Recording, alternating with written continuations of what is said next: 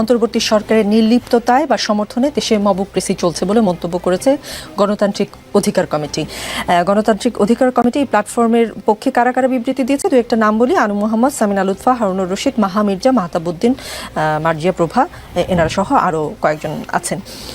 তারা এই বিবৃতি যেটা বলছে যে জুলাই গণঅভ্যুত্থানের পরের এক বছরে হাসিনা সরকারকে ফিরিয়ে এনেছে অন্তর্বর্তী সরকার, এমনটা মনে করে এই প্ল্যাটফর্ম। আজকে গণমাধ্যমে একটা লিখিত বিবৃতি তারা পাঠিয়েছেন এবং সেখানে যেটা বলেছেন দেশের আইন শৃঙ্খলা পরিস্থিতি, সুশাসন, ন্যায় বিচার নিয়ে নানা পর্যবেক্ষণ তারা তুলে ধরেছেন এবং তারা বিভিন্ন ঘটনার উল্লেখ করে বলেছেন যে এক বছরে শেখ হাসিনা সরকারকে অন্তর্বর্তী সরকারই ফিরিয়ে এনেছে। আপনার কোনো মন্তব্য? ধন্যবাদ। যে যেখান থেকে আমাদের দেখছেন শুনছেন সবাইকে সালাম এবং কৃতজ্ঞতা। দেখেন, এই মন্তব্যটা ওনারা করেছেন এবং ওনারা এটা করতেই পারেন, কিন্তু ব্যাপার হলো যে এখানে কোনটা মব এবং কোনটা অধিকারের আন্দোলন এটা আপনি বুঝলেন কিভাবে? শ্রমিকরা এখানে, আপনি জানেন দু একদিন আগে দুইটা শ্রমিক সমাবেশে গুলি হয়েছে এবং মারাও গিয়েছে শ্রমিকরা। তো সেটাকে কি আপনি মব বলবেন? ওনারা তো এখানে অনেকেই আছেন যারা আপনার 20-25 বছর ধরে শ্রমিক আন্দোলন করতে, শ্রমিক আন্দোলনের বদলে ফ্যাসিবাদের পতন হয়েছে, অথচ গণ অভ্যুত্থানের পর প্রথম বিনা বিচারে হত্যা করা হয়েছে শ্রমিককে। সেই ধারাবাহিকতাতেই রাষ্ট্রীয় যৌথ বাহিনী গত 2 সেপ্টেম্বর শ্রমিক ছাঁটাই প্রতিবাদের ন্যায্য আন্দোলনে অংশগ্রহণকারী এভারগ্রিন কারখানার শ্রমিক মোহাম্মদ হাবিব ইসলামকে হত্যা করেছে। আমরা গণতান্ত্রিক অধিকার কমিটির পক্ষ থেকে শ্রমিক হত্যার এই ঘটনার তীব্র নিন্দা জানাচ্ছি। এটাকে তারা মব বলেন, রাইট? তার মানে কি সমস্ত জমায়েত, সমস্ত আন্দোলনই মব না। এবং মব কথাটা যে অভ্যুত্থানের পরে আপনি বারবার বললেন, বাংলাদেশের প্রথম কৃত্রিম মব ছিল শাহবাগ। তখন তো এই বুদ্ধিজীবীরা মব বলেন নাই। এখন সেই কৃত্রিম জনজাগরণের মধ্য দিয়ে এখানে ফ্যাসিবাদকে যেভাবে সামাজিকীকরণ করা হয়েছে, তখন তো আপনারা সেইভাবে প্রতিবাদ জানান নাই যে এইভাবে মব করে বিচারটাকে ফাঁসির দিকে নিয়ে যাওয়া হচ্ছে। অনেকে প্রতিবাদ জানিয়েছে, অনেকে আমরা জানিয়েছি প্রতিবাদ, এবং তাদেরকে জঙ্গি জামাত বলা হয়েছে। এখানে যাদের নাম বললেন তাদেরকে আমরা প্রতিবাদ জানাইতে দেখি নেই। আমি স্পষ্ট, আমার মনে আছে, আমি সেই সময় খুবই অ্যাক্টিভ ছিলাম। তারপরেও দেখেন, মবের ব্যাপারটা হলো, আপনি যদি বলেন, একটা সংজ্ঞা আমি দিয়েছি, সেটা হলো যখন কোনো ক্ষুদ্র গোষ্ঠী ব্যক্তি স্বার্থ বা গোষ্ঠী স্বার্থে কোনো কিছু করার চেষ্টা করবে একসাথে জমায়েত হয়ে, সেটা মব, সেটা যারাই করুক।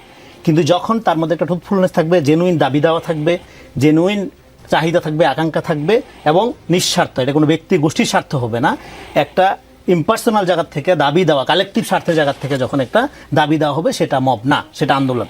এরকম আমাদের পরিষ্কার করতে হবে। না হলে এখন কথা হলো যে আপনারা দেখেছেন এই সরকার ফর্ম হওয়ার পরে দাবি দেওয়ার ছদ্মবেশে ওই পতিতরা অনেক আন্দোলন করার চেষ্টা করেছে, সেগুলো দমন করা হয়েছে পরে। তো ফলে আমাদের এই জায়গাটা দেখতে হবে। এখন সরকারের ভেতরে যে ফেইলর, সরকারের ফেইলর, সমন্বয়হীনতা ফেইলর, এটা নিয়ে সবাই কথা বলে, সবাই সমালোচনা, এটা আমরা জানি। এবং সেই ফেইলরটা আপনার এখানে আমাদের কেন আমরা মোকাবেলা করতে পারছি না? আমরা মোকাবেলা করতে পারছি না এই কারণে যে আমরা যেই ধরনের রাষ্ট্র দেখতে চাই, মানে গণ অভ্যুত্থানের মধ্যে দিয়ে যেই ধরনের রাষ্ট্রের আকাঙ্ক্ষা নতুন প্রজন্ম থেকে শুরু করে নাগরিকদের মধ্যে গড়ে উঠেছিল, সেই আকাঙ্ক্ষা বাস্তবায়নের মনোযোগ না দিয়ে অভ্যুত্থানের শক্তি, সমস্ত রাজনৈতিক দল এবং অরাজনৈতিক দল, ব্যক্তি বা গোষ্ঠী সহ, তারা ক্যাবিনেটের দিকে মনোযোগী হয়ে গেছে, মানে ক্ষমতার দিকে মনোযোগী হয়ে গেছে। ক্ষমতার দিকে মনোযোগী হওয়ার মধ্য দিয়ে নতুন এই নানা রকম সিমটম আপনি পাবেন। মনোযোগী হওয়ার মধ্য দিয়ে যেটা হয়েছে, আপনার জনগণের সাথে যে বিচ্ছিন্নতা, ধরেন এই অভ্যুত্থানে আপনার সবচেয়ে বড় অর্জন কি? বড় অর্জন হলো সলিডারিটি। প্রাইভেট ইউনিভার্সিটি তো বিসিএসের জন্য নামে নেই, কিন্তু সে জীবন দিতে নামছে জাস্ট এই অন্যায়ের বিরুদ্ধে, মানে এইভাবে গুলি করে মারা যাবে না। তো এই যে সলিডারিটি আপনি অর্জন করলেন, সেই সলিডারিটিটা রক্ষা করাটা ছিল প্রথম দায়িত্ব। সেটা রক্ষা হইতো কীভাবে? সেটা রক্ষা হইতো জনগণের গেছে। তাতে করে আপনার নেক্সট প্রশ্নের উত্তরে আসছি, তাতে করে মনে হচ্ছে যে আওয়ামী লীগ তো আবার প্রাসঙ্গিক হয়ে যাচ্ছে। এবং আওয়ামী লীগ প্রাসঙ্গিক হওয়ার কাজটা যদি হয়েও থাকে তাদের কথা মতো, এটা তো ইনসাইড জব। মানে তাহলে আপনি ভেতর থেকে এমন পরিস্থিতি তৈরি করছেন, আবার এখানে এক ধরনের ভয়েসও রেজ হচ্ছে নাগরিক কমিটি, সুশীল সমাজ, হাবি জাবির নামে। অথচ আমরা দেখি সেন্টার সুশীল সমাজ, কোট আনকোট ব্যতিক্রম বাদে পুরাটাই আওয়ামী সমাজ ছিল। বাংলাদেশের বুদ্ধিজীবীতা শাহবাগের মধ্যে দিয়ে আত্মহত্যা করে গেছিল। তো ফলে এইরকম একটা পরিবেশের মধ্যে এখন আপনি জাতির বিবেক আকারে হাজির হচ্ছেন।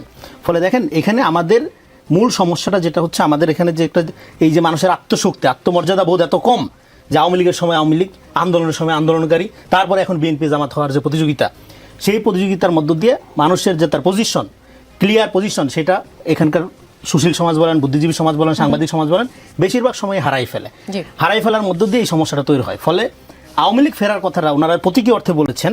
এখানে আওয়ামী লীগ ফেরাবে কেন? আওয়ামী লীগ তো আছেই। এই গভর্নমেন্ট যে ফর্ম হয়েছে, এই গভর্নমেন্টের মধ্যে আওয়ামী লীগের স্বার্থ রক্ষা হয় নাই? অবশ্যই আওয়ামী লীগের স্বার্থ রক্ষা হয়েছে। কারণ শেখ হাসিনাকে ঘৃণা করলেও, শেখ হাসিনার প্রতি তাদের ক্ষোভ থাকলেও, আওয়ামী লীগ একটা আইডিয়া, একটা রাজনৈতিক আদর্শ হিসাবে সেইটার ব্যাপারে অনেকের আবেগ, ইমোশন রয়ে গেছে।